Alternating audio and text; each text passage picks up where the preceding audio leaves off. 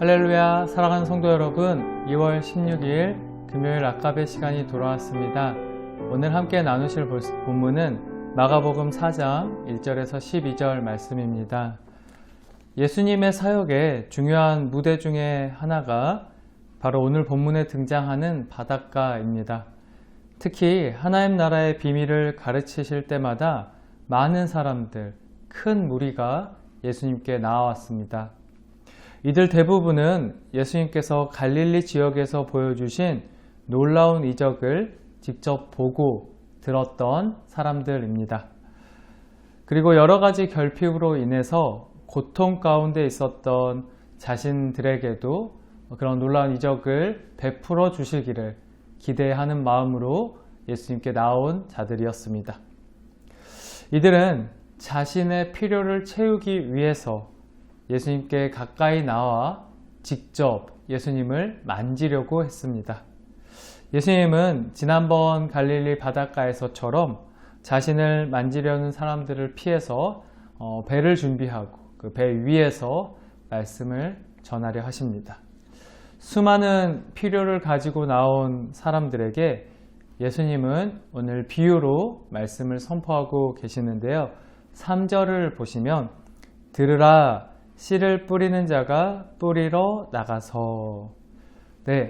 지금 많은 무리들이 자신들의 필요를 말하고 있었을 것입니다. 주님, 이 문제를, 이 상황을, 이 환경을 해결해 주시옵소서. 그렇게 자신들의 요청을 막 주님께 아뢰고 있었을 때 예수님은 그들을 향해서 들으라 하시며 이렇게 주목을 끌고 계시는 겁니다. 시장통 같던 그 바닷가가 일순간 조용해졌을 것입니다. 이적과 기적을 베푸시는 주님이 이제 무슨 말씀을 우리에게 하실 것인가 기대를 가지고 바라보았을 것입니다. 그리고 귀를 기울였습니다.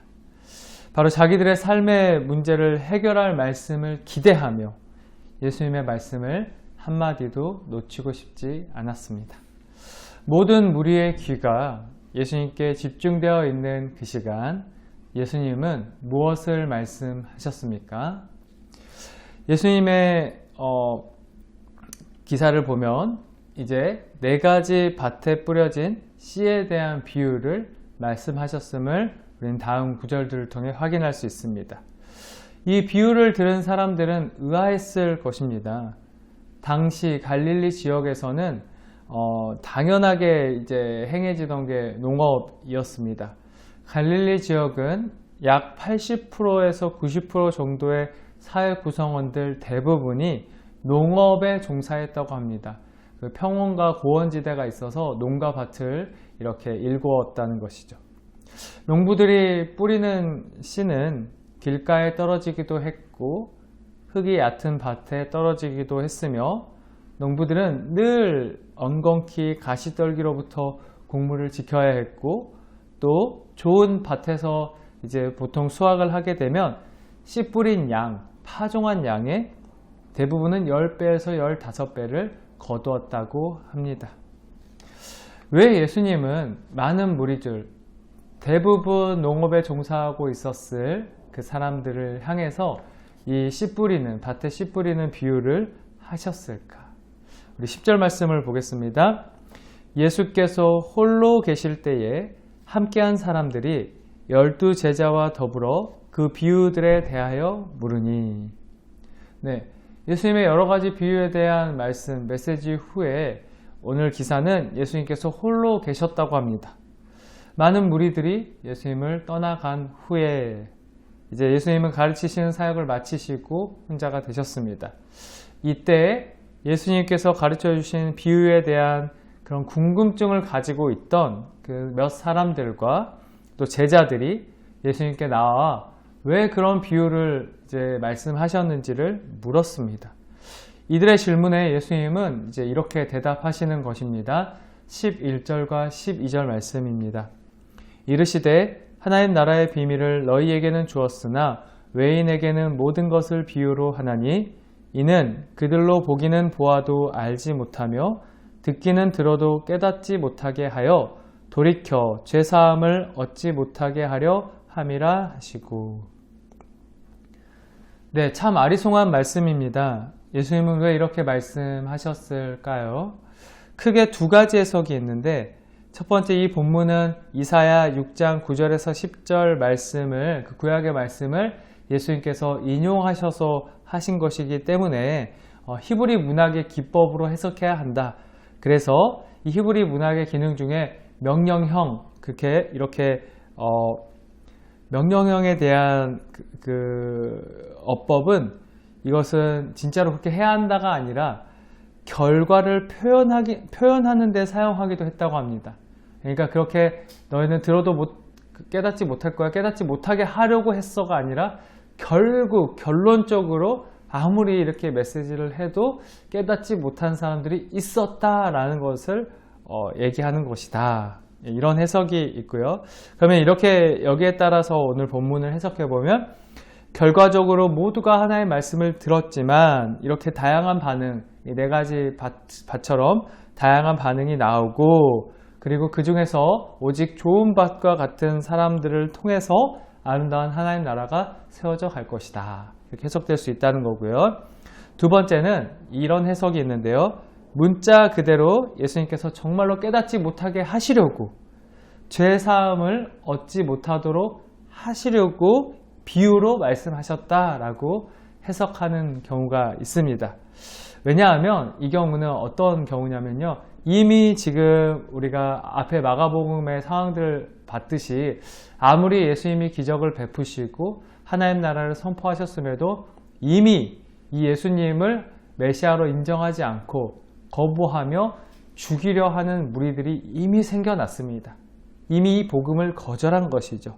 자, 이런 무리들에 대하여 예수님이 선포하신 말씀이다. 그래서 예수님을 이제 꼬투리 잡아서 직접적으로 죽이려 하는 사람들에게 비유로서 이들이 깨닫지 못하게 하고, 대신 좋은 밭을 갖고 있는 사람들은 비유를 통해서도 충분히 깨달을 수 있으니 비유로 이렇게 설명을 하셨다라는 것입니다. 자, 이 두 가지 해석 다 어느 정도 가능한 해석이라고 생각합니다. 그러나 우리는 지금 이 비유에 대해 해석을 듣고 있는 자들에게 좀 더 집중해 볼 필요가 있습니다. 예수님은 왜 이렇게 자기가 홀로 있을 때 나온 함께한 사람들과 제자들에게 이 비유를 풀어서 지금 말씀해 주고 계시는 걸까요? 자, 이들에게 내가 세상을 바라보는 것처럼 너희도 이 세상을 이렇게 바라볼 수 있어야 한다는 것을 가르쳐 주기 위함입니다. 다시 말하면 이들은 향후에 예수님처럼 이 땅에 하나님 나라의 씨앗을 뿌려야 할 자들입니다. 온 힘을 다해, 온 마음을 다해 이제 그 생명의 씨앗을 뿌리는 그 사역을 해 나갈 것입니다. 그러나 그렇게 힘을 다해 뿌린 씨앗이 모두 다 풍성한 열매를 맺는 것은 아니다. 사실은 거의 대부분 4분의 3 정도의 씨앗들은 여러 가지 그 밭의 상황들로 인해서 열매 맺지 못한다고 비유를 했죠. 그리고 예수님은 그것을 알려주신 것입니다. 그러니 절망할 필요가 없다는 것입니다.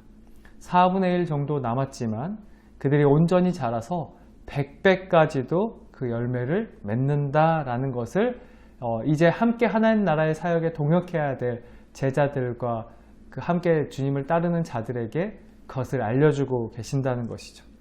예수님은 지금 예수님의 제자들을 위해서 이 비유를 가르쳐 주시는 것입니다. 이들이 앞으로 복음을 전해야 하는, 말씀의 씨앗을 뿌려야 하는 현장에 대해서 가르쳐 주신 것입니다. 좋은 땅을 골라서 씨앗을 뿌릴 수 없다. 마치 갈릴리의 농부들이 아무리 수확을 얻기 위해서 씨를 뿌린다고 해도 그 씨앗이 여러 가지 밭의 상황에 흩뿌려질 수밖에 없다. 그래서 대부분은 열매 맺지 못하는 씨앗들이 될 것이다. 그러나 그들 가운데, 그 여러 가지 밭 가운데 만약 좋은 땅에 떨어진 씨앗은 거기에서 뿌리를 내리고 가지가 자라고 열매를 맺는 그런 놀라운 일들이 일어날 것이다. 너희는 무엇을 기대하며 사역해야 하느냐? 하나님 나라를 섬겨야 되느냐? 바로 이런 일이 일어날 것을, 그 좋은 땅에 100배까지의 열매가 맺힐 거라는 것을 기대하는 마음으로 생명의 씨앗을 뿌려야 한다는 것이죠. 말씀을 정리해 보겠습니다.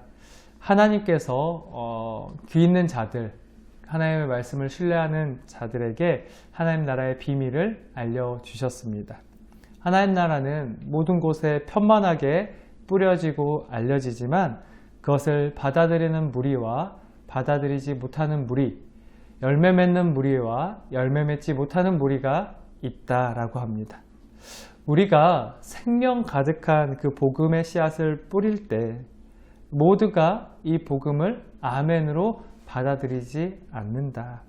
그러나 그들 가운데에는 반드시 이 생명의 씨앗을 아멘으로 받아들이는 자들도 있다. 우리의 모습을 돌아보면 좋을 것 같습니다. 우리는 하나님의 말씀을 온전하게 받아들여서 그 아름다운 하나님 나라를 확장해 가는 그런 좋은 땅과 같은 열매 맺는 하나님의 자녀들입니까? 먼저 이것을 좀 돌아보면 좋을 것 같고요. 그리고 그렇게 그 열매를 가지고 이제 세상으로 나가서 복음의 씨앗을 뿌리는데요.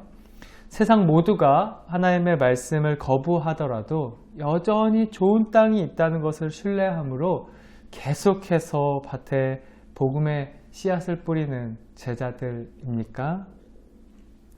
예수 그리스도의 그 생명이 성도님들의 마음밭에 심겨져 있다면 그 밭에 씨를 뿌리는 수고를 아끼지 않았던 농부들과 같이 우리도 이 귀한 예수 그리스도의 생명의 말씀을 세상 가운데 뿌려내는 그런 귀하고 복된 삶 살아가시기를 축복합니다.